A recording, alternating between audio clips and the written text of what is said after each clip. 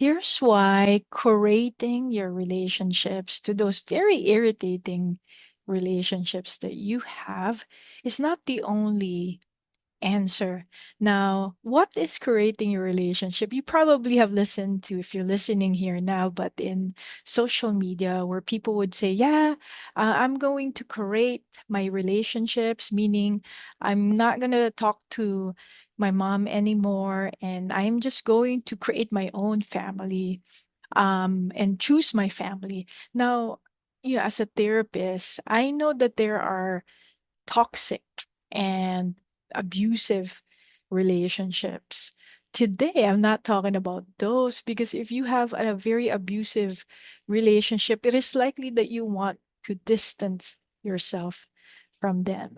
So if you're doing that, I agree that you probably need space to heal.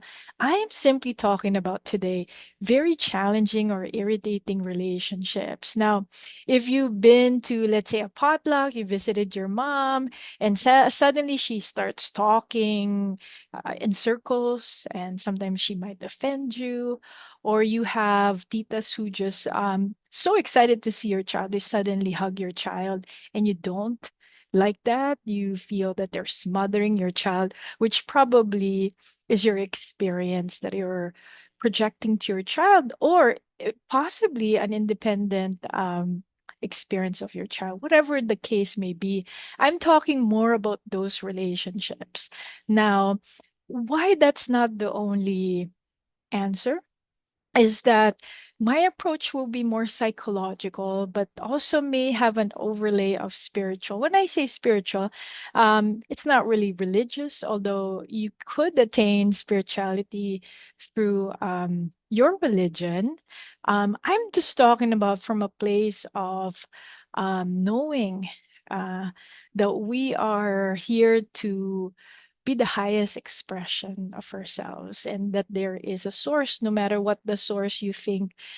Maybe it could be, you call the source God, divine, nature, um, but there is a source, and we're here uh, because this is my own spiritual lens, is that we are trying to become the highest expression of ourselves. Now, not all things are going to be easy, happy, comfortable. And so, from a psychological standpoint, it's very similar when our parents tell us, you go play in the dirt so that you could build your immune system.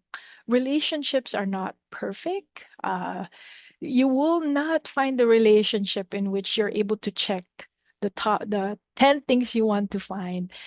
Even in research for couples from the Gottman, in couples, they find that the couples that are happy are those that they don't have their checklist checked off, as far as like the person needs to be this way, but they have develop an acceptance on how the person um, is. Now, we're not accepting abusive behavior. So I've set that up prior to me speaking. I'm not talking about that. I'm just talking about challenging relationships. Why that may be helpful is because it's similar to playing in the dirt and how it builds your immune system. If you also expose your children to challenging relationships in which you're not intentionally putting your child into abusive relationship, but just kind of like people say things, some people are tactless. My goodness, yeah. um, in which you give children a narrative in which they understand, not everyone is perfect. When we expose ourselves into not such created relationships, we also build our psychological immune system, which is really a facet of what they call resilience. So, in research, that's what we know so far, is that it's not the absence of stress, but it is going through normal, natural consequences of events. And it can be stressful because life is not perfect, and in other words, we're not preparing the child.